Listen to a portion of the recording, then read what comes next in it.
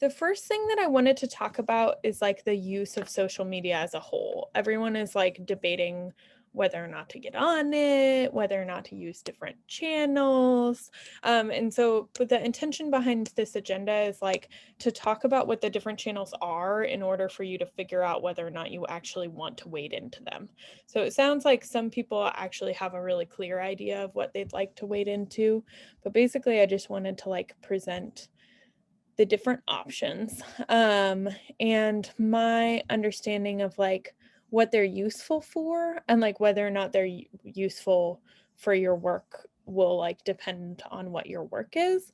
But like the different platforms that could be useful, um, so that you can like pick between them, because like maybe you just want to pick one, or maybe you want to increase your level of um, relationship or like depth of understanding of one of them.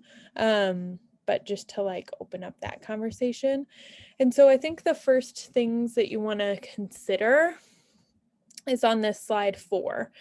So like consideration is like, who is your target audience? Like, is it your friends and your family? Like, is it like trying to get them to understand what the heck social movements are doing? Or is it like legislators and people in positions of power?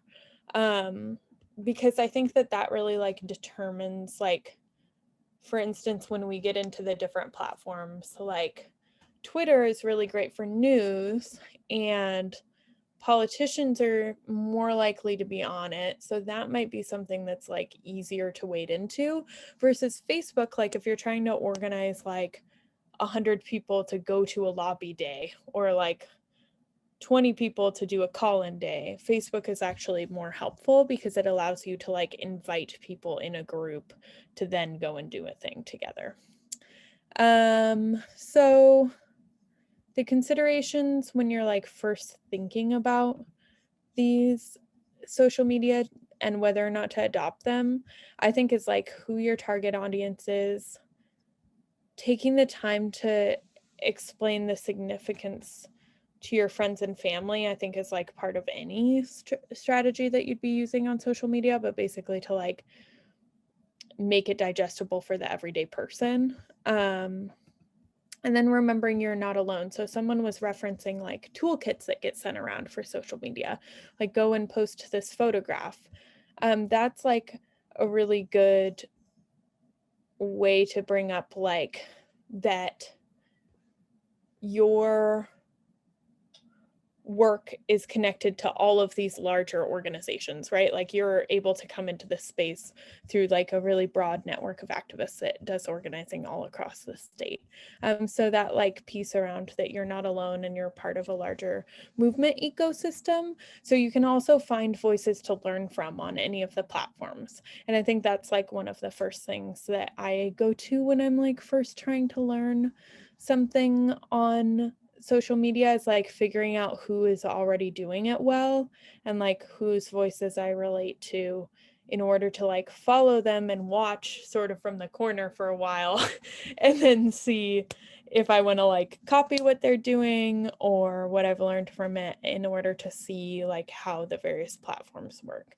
I think this is especially important when you're very first adopting something and you're trying to understand like what's even public and what's private. So like the differences between like broadcasting something out to all your friends and family versus sending something to your partner or best friend via messenger, and trying to like understand those distinctions. I think it's like really important when you first log on to any of the platforms to like take a few minutes and learn through that.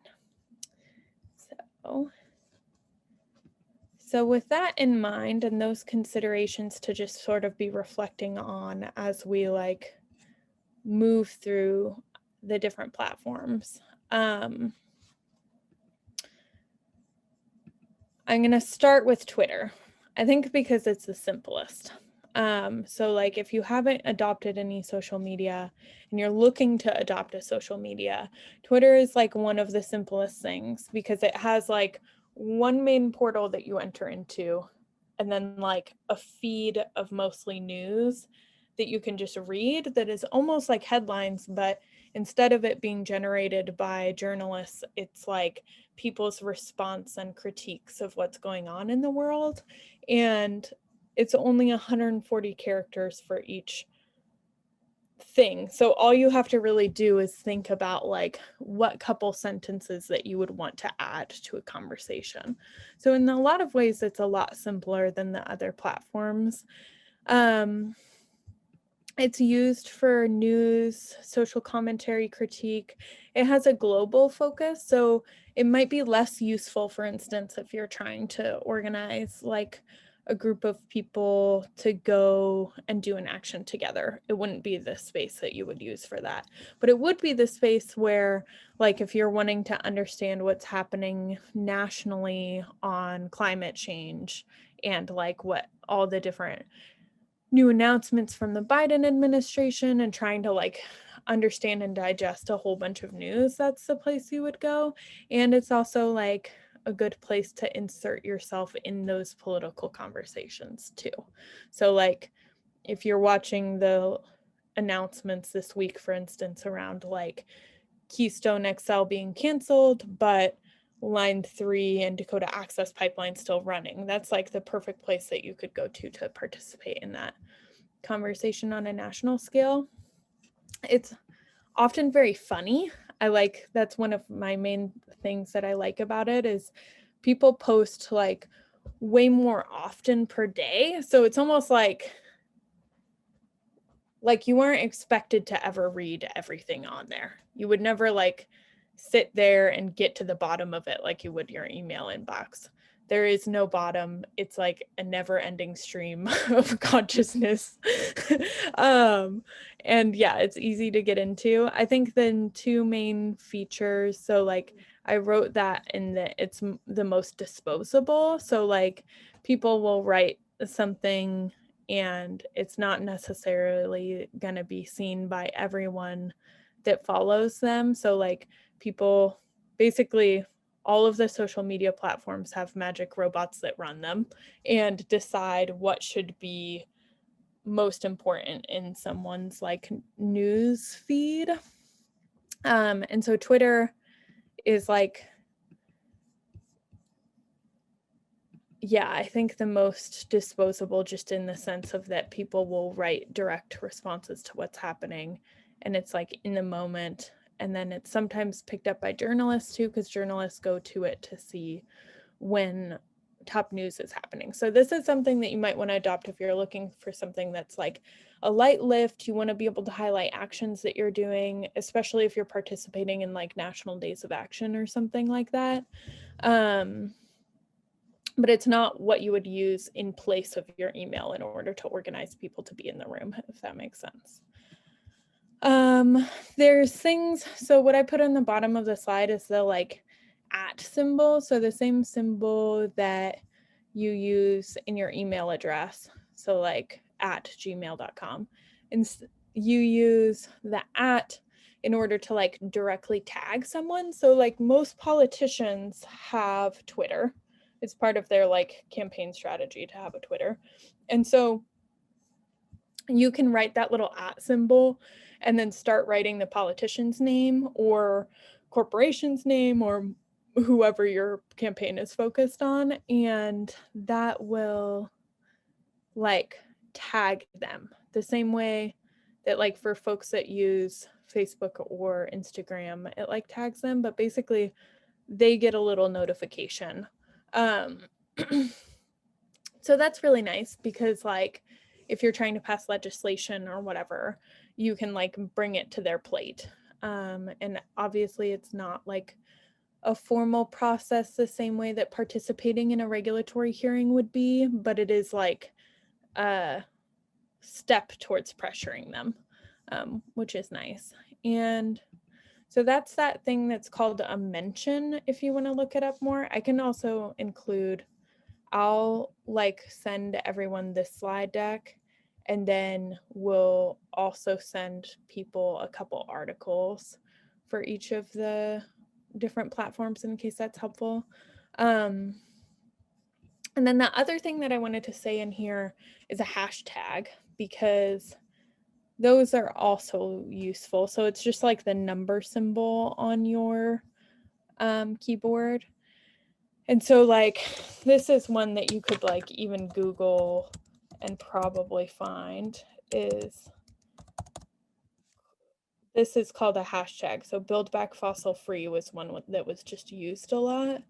And so that's also how you participate in like this larger national conversation, is like, if, so for instance, a lot of the Keystone news was all hashtag no KXL. And so then you can go and click on the hashtag, and then that links all of the different social posts that were under that hashtag in one place. So, oh, what is a Twitter storm? Great question. So Twitter storm is the same. So like how I was talking about that you can tag politicians, I think a good example of this is like on the line, like people that have been fighting the Line 3 pipeline have been trying to like overwhelm the governor with messages against Line 3. So they've done like rallies and they've done petitions and they've done call-in days. And then one of the things that they've also been doing is Twitter storms. And so like they'll choose one day that they get like to all send messages through Twitter at the governor about this one pipeline. And so that it makes it really hard for like his staff to like use social media without noticing that. And so it's just part of like when you're generating like buzz or conflict about on an issue that you really want. So like for instance, some folks here might be working on pieces of legislation around like the clean air. For instance, you could like tag Governor Inslee and about like clean air legislation, for instance. And so like a Twitter storm is just when you have actually organized your friends to participate in that with you. And yeah, it's like a really light lift tactic because you literally just have to like email a bunch of people and get them to use their own social media. But as you all know, not everyone has social media. And so you can get really frustrated really quickly if you're getting a bunch of emails to do a bunch of stuff on social media. So it's also like, think about that before you use it as a tactic, and like at least include other options for people that don't have social media too. And what else to say about Twitter? I think Twitter, like the main thing that I think I want to repeat, which I know I already brought up, is just that journalists use it. And so like, really it's like, if you're doing a blockade, you don't have time to do a press release for whatever reason, or you're like doing a community meeting and you think that it might be like exciting for some reason because you're like building power towards something, I think that's like a good time to like post about it on Twitter, because people will recognize the work that you're doing from like a national and journalistic perspective. Yeah, so I think that would be like the main reason why I would adopt it if I didn't already use it. And also like, I know that many people hate social media because of the amount that it radicalizes people into little pockets. So like that's totally true with Twitter, especially. You wind up with a news feed that's like very curated to your interests, which I love. I'm like, it's radicalized to the left, and I find out really incredible news really quickly as it happens. That's definitely a larger societal problem, but for the purpose, if you know that it's doing that and you know that it's not your only news source, it can also be a really great source of news. Can I ask a quick question? Yeah, go for it.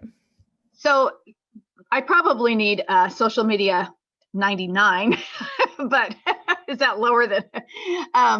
So let's say I sign up on to get a Twitter account.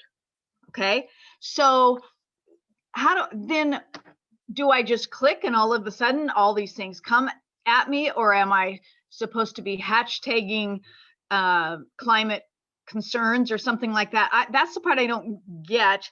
And if I was to write a tweet, where would it go? Great. That's a great question. So if you first log into Twitter, basically you want to find a couple organizations or people to follow first. And so like when you're following them, then like the news that they create comes to you. And I would first like join the platform, like log in on twitter.com, and then you have like a home page and you can see like a list of information that's almost like a news, like headlines, I guess. But I would like try to think about like 350 Seattle has a Twitter, for instance, and you could follow that.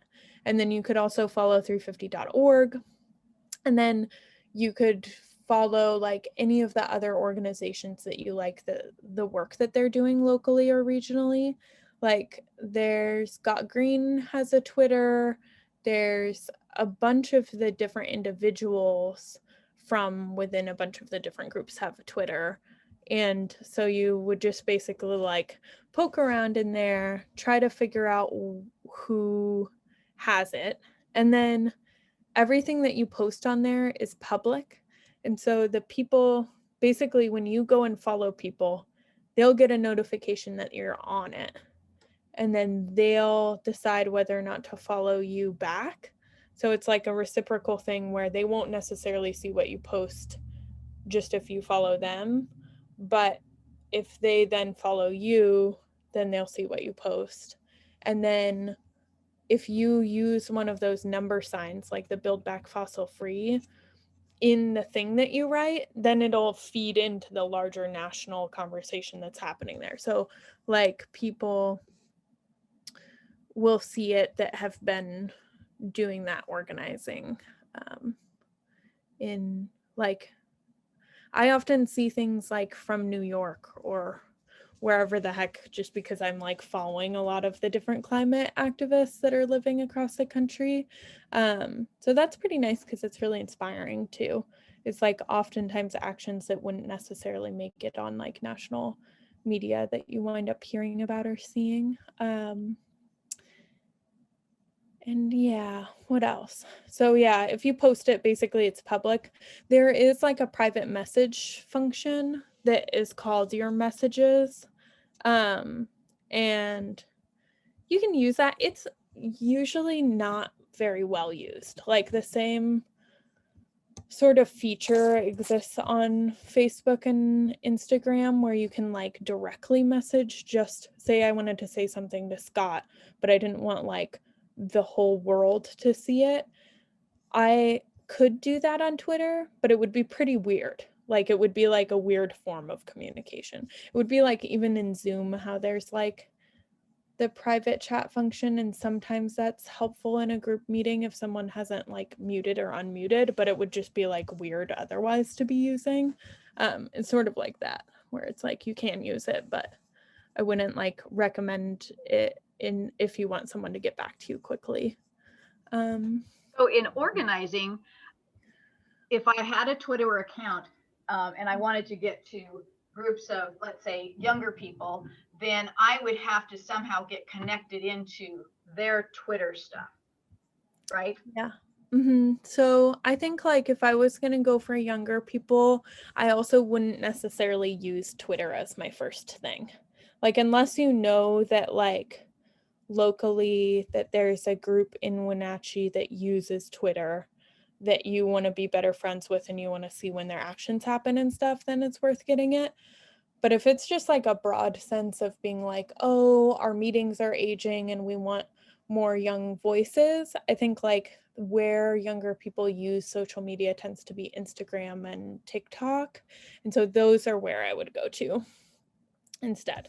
Twitter's like slightly easier, I think, though. So for the pro and con list. Yeah. So Twitter can be super goofy, which I like. Are there other questions on Twitter before we move on? Okay, cool. Instagram, I used the same examples as I did for the last training, so hopefully it's not too boring, but basically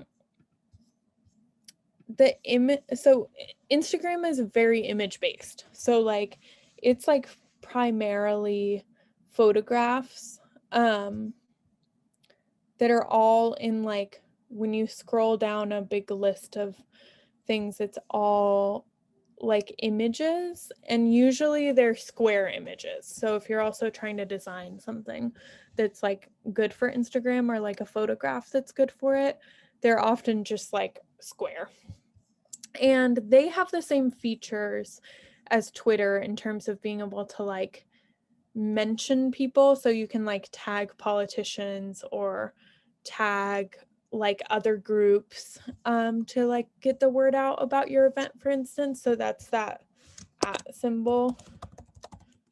So the mention is what that's called. But so like if you were to want to tag someone, you would do like at, like if it was my handle, it's like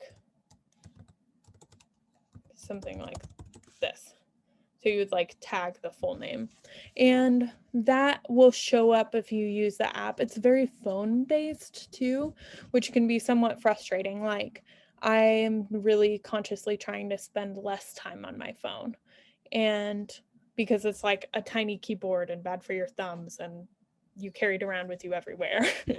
And I also have tech resentment, even though I'm doing this webinar.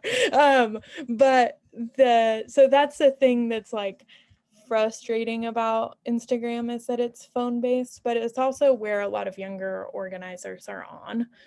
And it's also can be very educational, which I find it gets into some of the deeper stories and deeper themes than some of the other forms of social media do. And it similarly is like public unless you're sending someone a message. And the messages are more commonly used, but definitely not as common as like Facebook, for instance. But Instagram, like especially among like young native organizers, people use the messaging really often on there, I guess. It depends sort of on your demographic as to whether or not that's like a regular form of communication style. I find like so for my age group, Facebook is the norm. For people younger than me, Instagram is like a lot more normal for just like messaging someone to get in touch. And how old are you? Which age group are you in? So I'm 29.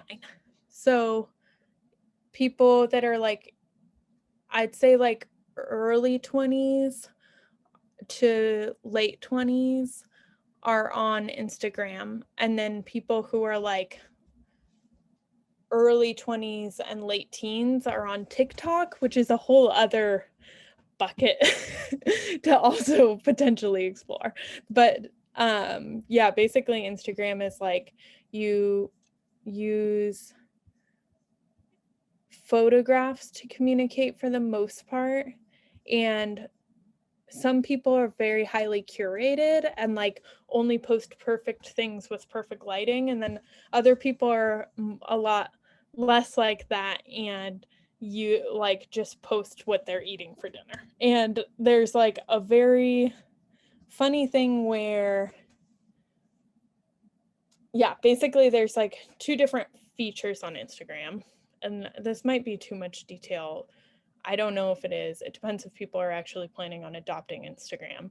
But the main like pictures that you post are like, can be also like pictures of text that are inviting people to events, for instance.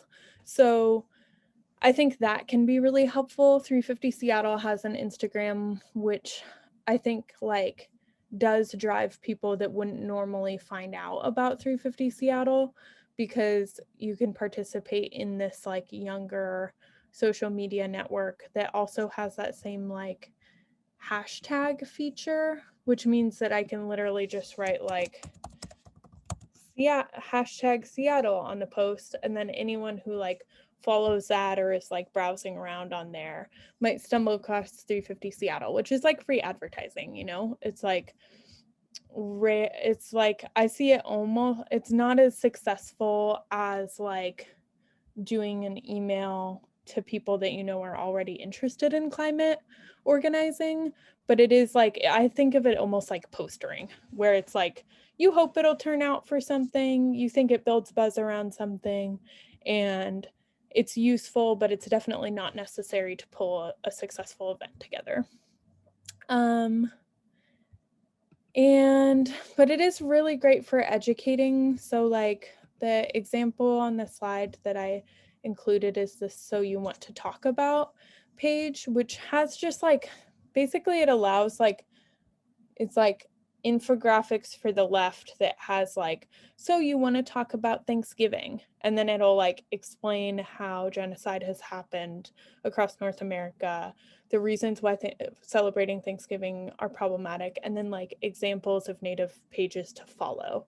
And so like it'll teach you a lot in a short period of time, which is cool. And I think like people also can use a sense of humor on there. There's also like a lot of the like fashion world on there, which I also don't really understand, but is like a major part of it.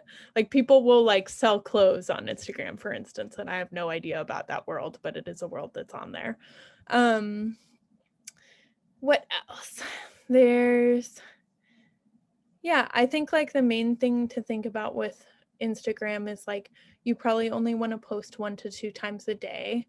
It's nice as compared to the other social media platforms, is being able to like bring people in.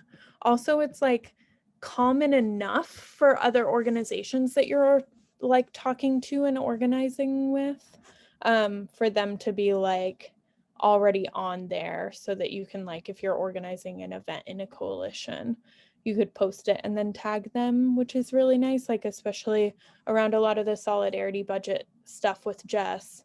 I think like a lot of the promotion in the younger Black community was through Instagram. And I think that was like really successful in terms of like relationship building through social media, was like in conversation with individuals and pages through that work. I love that this group is really like social media skeptical, because I'm also social media skeptical, which is hilarious because I'm a social media person, but I totally see why you would be. Like, Facebook, it skews older now, despite the like, I think that like a lot of older folks join Facebook because they want younger folks to join, but it's basically like as younger people move to these different platforms that got really popular, I think that it's like starting to be people like finally grudgingly getting Facebook that are like, so then now it's starting to get older because people are like, oh, fine, I'll get Facebook. And then the other folks that have been on there for more than a decade are like, oh, I'm tired of Facebook. So then they're leaving to go try another new thing.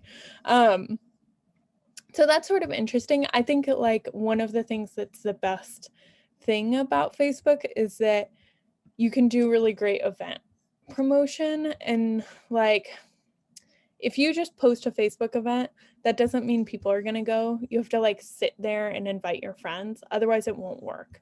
And I think that that's one of the mistakes that organizers really commonly make, which I don't know if it's because they're like shy about the event.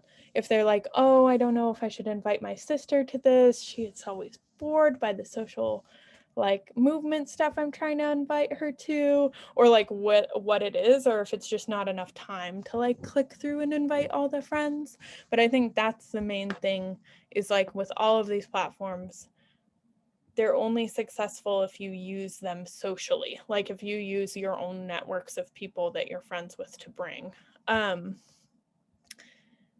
which is can be hard, especially if you're organizing something like a talking series on a campaign that you've been working on for a really long time and everyone already knows about it and you're trying to get new people in the room. I think that that's where you have to get the organizers that you invite to then invite all their friends, so that it isn't just your one bubble.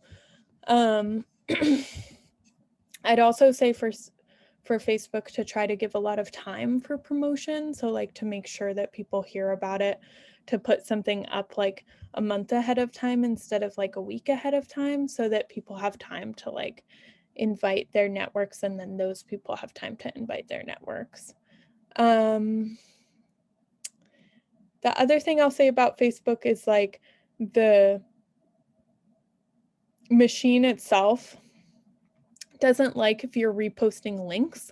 So like say you want to repost like, I'm doing a social media webinar tonight. If you post the Zoom link like multiple times per week or per day, it'll start realizing that you're desperate to start less like not bringing it to the top of people's feeds, which I think is just important to understand, because it's like you might really be wanting the word to get out there, and so that's why you're reposting the things. But what might be stronger would be like, instead of posting the link, posting an image that's like inviting you to this workshop, for instance. So yeah, that's something that I would say about Facebook. And then live streams and fundraising also are like helpful features on it. So this is one of the things that I actually forgot to say on Instagram, is that if you're at an event and you're wanting to like film or live stream something, one of the things that you really need to consider is legally whether or not you should be doing that, if people are breaking the law, just because it winds up in court a lot. But if you are choosing to do that, and if the group is like consenting to do a live stream, those features are like prioritized on Instagram and Facebook, because they want to have the breaking news, and because like oftentimes like your friends or family are like, oh, I see that they're live on there, what are they doing? And so they'll click on them. And so that tends to be like a really good way if you're like organizing an event, even if it's something like a panel, it's better to have it be live than like recorded and then put up there afterwards, if that makes sense. Facebook's use of algorithms as a question. I mean, I don't like hardly any of the platforms, like any of the social media platforms, when you think about the way in which the far right has been organizing on them. And so I don't really know exactly what the question around the algorithms is, but I think like to always take social media with a grain of salt, and like understand that it's a tool that will help maybe bring people out into the streets, but it's not going to be like a tool for revolution, if that makes sense. I don't know if that's like the questions, but I think there's some like tips to get around the algorithm. Like if a bunch of people like one person's post, then it'll make it seem like successful, and then Facebook wants to share it to more people, which is funny because it's like the algorithm being like, oh, this is popular, therefore you must like it, which is for us as organizers very frustrating, because if you're trying to get like 5 people to grow to 20 people, and then it only gets popular when it's up at 20 people, then it's like this thing where it's like an ever growing. That's why like the sooner that you can do promotion for anything that you're doing, the better. People also really like good news. And so sharing good news on any of your sites, it's like actually incredible. It's like, okay, I'll give an example of this. I shared like there's like a webinar series on PSE that I shared like the information of where people could go and join. And I'm really excited about it because it's like a great opportunity to learn from local organizers, and is like something that people have been organizing for months and are really excited about. And then I also shared later in the same day the decision around oil and gas on public lands that the Biden administration recently made, which is really good news. And 100 likes versus 5 likes, which is like because it's like people love good news. So I think that's one of the other things when you're like scheduling out for different like local pages on Facebook, is to just like remember that good news, if you share it when it's happening, even if it's like broader than the work that you're working on, will result in more people seeing your page, and then they might be like, oh, I didn't know 350 Everett existed, or that type of thing. So just definitely like keeping that in mind in terms of algorithms. I made a little which social media makes sense flowchart in here. Basically, it's like, are you organizing an event? Yes or no? Who would you like to attend? And then if you aren't organizing an event, are you breaking news, sending a press release, or doing an action? And then basically it tells you which one of them I think makes sense.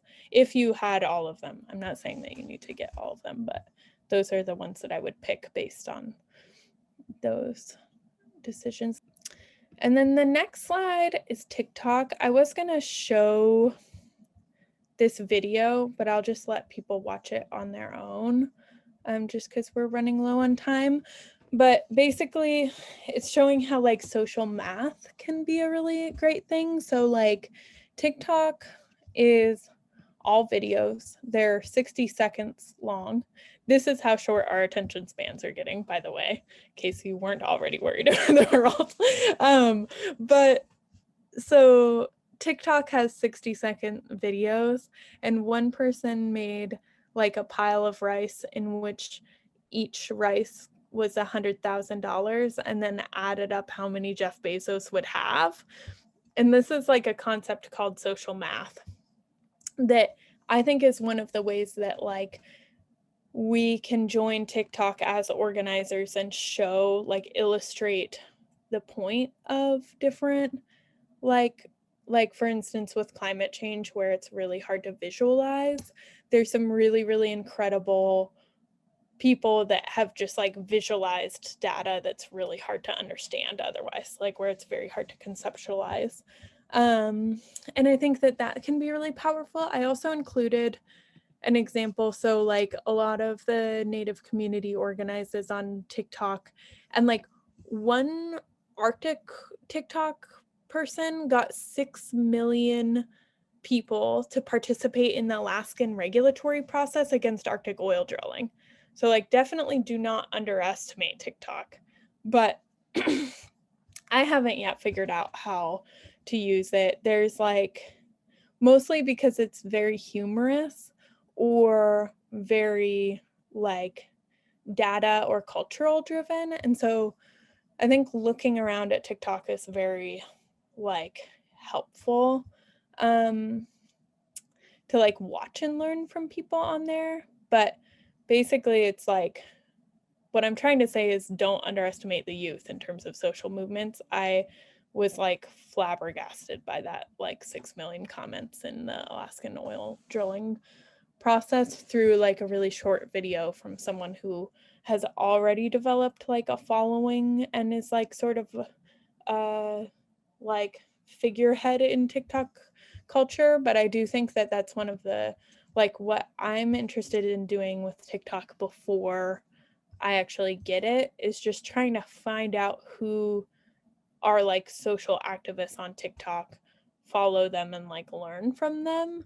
And yeah, that's my like first step, and then decide if I'm gonna get it. But that's something that I've been meaning to do over the last couple of weeks, and I'm planning on doing this week. What else?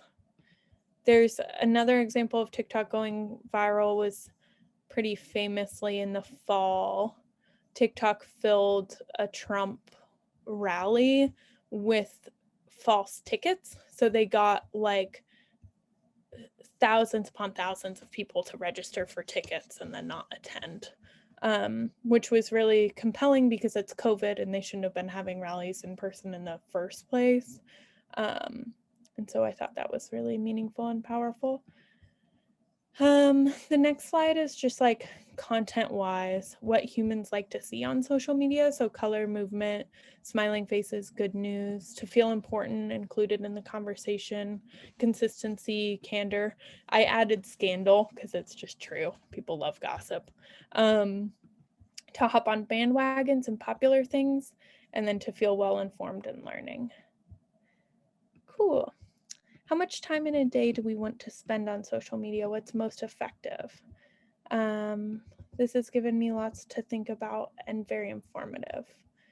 I think that if, like, so for doing social media management for 350 Seattle, I usually log in the morning around like 8 to 9 to see what's happening in the world, and then just post stuff then, because that's also the most popular time where other people are on the internet.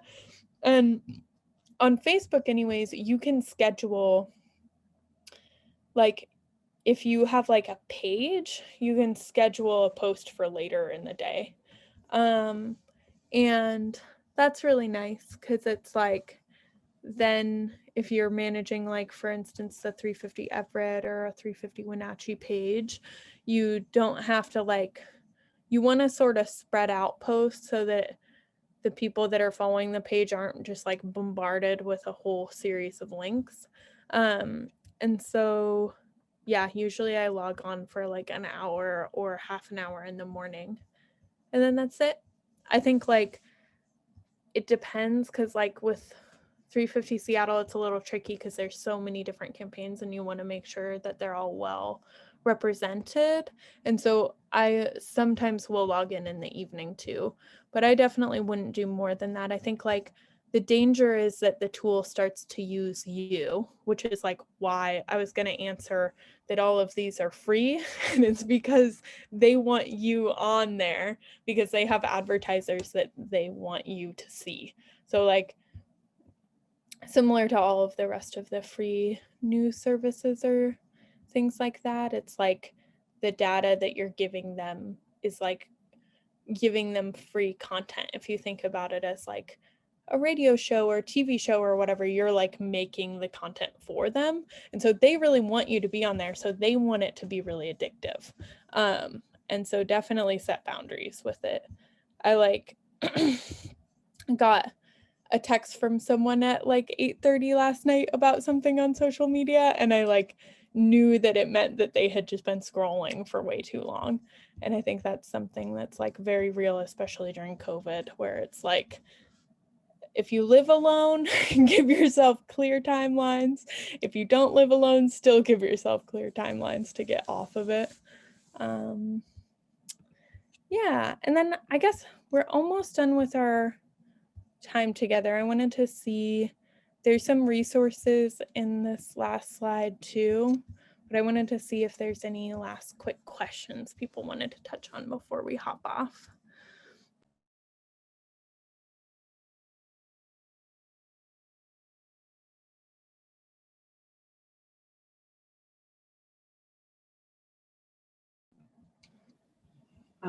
Yeah, I wanted to ask about YouTube. I noticed that these TikToks are on there. Do they cost money to establish a page? No, you can put, like, so you can make TikTok videos and then put them on YouTube for free. Also, just putting stuff on YouTube is free. I think, like, the main thing is, like, when YouTube first started, which was now like years ago, which is crazy to think about how fast time moves. But when YouTube was first starting, there was like quite a lot of people would go and check YouTube. Like, they would consider it almost like one of the first forms of social media, where people would sort of browse around in there, which now I feel like not a lot of people do. I think, like, because of these other social media websites that are a little bit more user-friendly and like user-friendly on people's phones and stuff, there isn't a lot of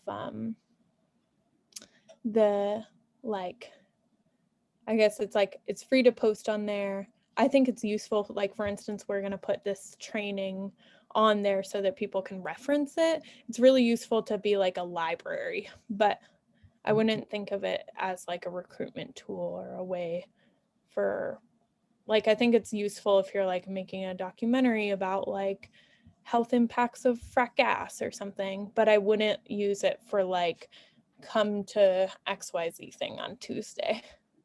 That makes sense.